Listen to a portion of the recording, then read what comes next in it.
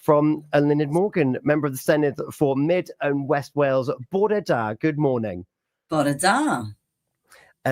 It's been quite a week of highs and lows for you. I think that's probably fair to say. No, it really has. I lost my poor mother earlier, just at the end of last week, and I've been caring for her for a while, along with a couple of others. So, yeah, it was sad, but she had a lovely life, and actually a very good death, if you can say that. You know, she was cared for at home, she was surrounded by love, and that was lovely. And I just think it's probably important to pay tribute to, you know, all of the people in the health service who were there for her, and it was just lovely. They knew when to kick in and when not to kick in. You know, we were pretty self-sufficient, to be honest, for years, but when we needed them, they were there, and that's true for lots and lots of families around Wales. And you know, very often I think a lot of people kind of send people into hospital when they're at the end of their life, and actually most people want to die at home, and we were really determined for that to happen. So that was lovely. Yeah, there's you mentioned the phrase a nice death. There's that dignity in dying, isn't there? And it sounds like that's what your mother had up until the last days.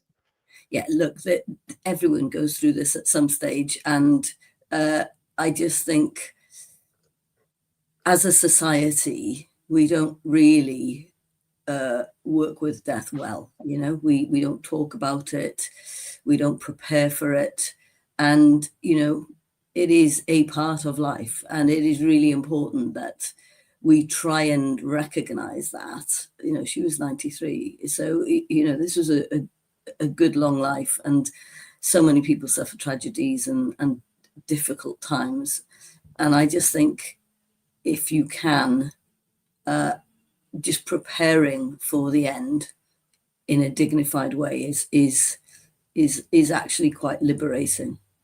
Yeah. And if you need support with that, consult with your GP. Look at the nearby charity, Sandy Bear Children's Bereavement Charity, if that's your circumstance. Megan Starr Foundation that's been honoured, the King's List as well this week. There's lots of organisations. Yeah. Isn't that great to see something from tragic circumstances being recognised for the work they're doing and moving premises? It's brilliant. So, and as you say, preparing for it hopefully reduces that shock and that stigma. And I imagine you had a bit of a shock when the social media post went out and the literal hundreds of well wishes that came in. It does make you feel less isolated, I assume. Oh, definitely. And I was in two minds as to whether I should put anything up, because, you know, I don't want to mix my personal and private, but actually it's a really good way of letting people know very quickly, you know, because lots of my friends and the people who I grew up with and she grew up with needed to know. And it was an overflowing love. It was her, you know, who opened our home when we were young, and she brought up lots and lots of people who just came to our house, and it was just wonderful to see that response. Yeah, it's lovely to that heartwarming feeling in tragic circumstances. And well, we talked about this last week, is that life, we've had Noah and the Whale on earlier. Life goes on, and you are a representative of Mid and West Wales, as well as another role that you've got, and you've been here, there, and everywhere. There's some very exciting new ventures for North Wales in particular, which might have a knock-on effect down here, or certainly new industries anyway. Yeah, and I think it's probably worth talking about that, because actually, you know, the world is changing and we need to change with the world, and to grab some of the opportunities that there are to lock in future jobs. And that's what I was doing towards the end of last week. We had this massive announcement of a new nuclear development in North Wales. These are called small modular reactors. It's the first time they're going to be done in Europe. And they're being built by Rolls-Royce. So this is a quality company. So there'll be literally thousands of jobs in the construction, and then hundreds of jobs when it happens. They're kind of small nuclear power stations. I know that sounds a bit ridiculous, but they, for every one of these these centres, they can power 1 million homes. And they're talking about building at least 3 to start with in North Wales. And the other thing that's interesting is that, and they go up much, much quicker than the really big nuclear power stations. But the other thing that's interesting is, we've been hearing this week from the head of Google, for example, about what's happening with AI and the drive. And we know in Wales they're expecting people to consume 3 times as much electricity by 2050 as we do today. So where's that power going to come from? We're all starting to use AI now. That takes up a lot of energy. So the other announcement, which was slightly lost actually last week, is that there's going to be an AI growth zone right next door to this nuclear power development, so that it can power, and there'll be thousands of additional jobs associated with that as well. So, this is Wales moving into the next generation of jobs, and that's really, really great. And that ambition that's driving change in North Wales is also driving change, I think, in West Wales. It's incredible. When I saw it, I was thinking, what, Wales is getting this infrastructure, it's creating this many jobs. And of course, that Anglesey area, there was the bidding for the free ports. You ended up giving 2, not just the 1, because you saw the impact was seen there, which is great. And of course, Milford Haven forms part of this South Wales Freeport region. There's lots of talk about this offshore winds and engineering coming. I imagine that there will be some benefits all along this west coast now for what could be possible. My goodness, yeah. And Milford Haven is set to become one of the UK's major net zero energy hubs. And that labelling of that area as a Celtic free port, along with Port Albert, that's expected to bring 11,500 jobs, £8.5 billion investment. So already there's been a final business case approved by the Welsh government with the UK government. And now we're looking to unlock £25 million. So we're looking at shifting the kind of traditional approach in Milford Haven from that fossil fuels to the industry of the future. And the great thing is Pembrokeshire is absolutely bang in the middle of that. And that on top of the plans to regenerate the Milford waterfront, again, to bring in new jobs, strong backing for local businesses. There's real opportunity for us in West Wales. That is really exciting. Look into the future with a lot of hope. It really is. And I remember we talked a couple of months ago now, it feels like, about getting the knowledge to stay here in Pembrokeshire, and these opportunities allow people to live, work and thrive here in West Wales in particular. Yeah, and that's the point, isn't it? Because the interesting thing with going to the Wilva last week is that we launched that in a college, and it was all these kids in the college who were training for jobs. And you know what? We'd been there before because we thought there was going to be a nuclear power plant a few years ago, and it never happened. And what you do then is you create expectations in young people, and then they're dashed, and they had to leave to go and get jobs. So what we've got to do is to make sure, right, the industry's come in. How do we line everything up so that the colleges are producing the skills needed for those jobs, and then you get to hold people in your own county, and we get to drive wealth in West Wales. And that's what I'm interested in doing. That we've got brilliant young people in West Wales. I want to keep them here. Yeah. And hopefully we'll get those energy prices lower as well as a result, because everything will be on our doorstep. Yeah. That'll be a nice little bonus.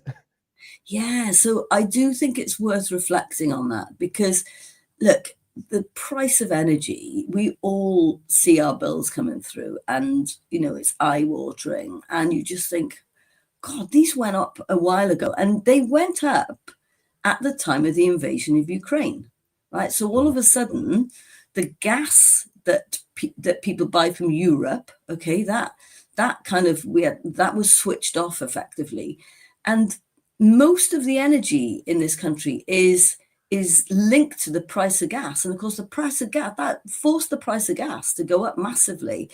And it's kind of stayed there. So until we can reduce our dependency on other areas, on foreign countries to supply us, we're always going to be subject to what's going on somewhere else. So it makes sense for us to try and create as much as we can. And we've got this amazing opportunity. We've got the right conditions. We've got wind off the coast of West Wales. We happen to be in this situation. We can take advantage of that, and we really need to do that.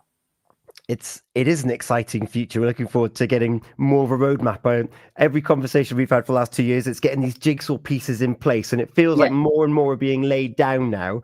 And we're looking forward to that. Did you think there'll ever be that one moment that's like, oh look, it's here now, or is it just a continuous puzzle piece going down? I think it's just going to build and build and build, because already, there's been massive investment in the port of Milford Haven to prepare, for example, for us getting this offshore wind going.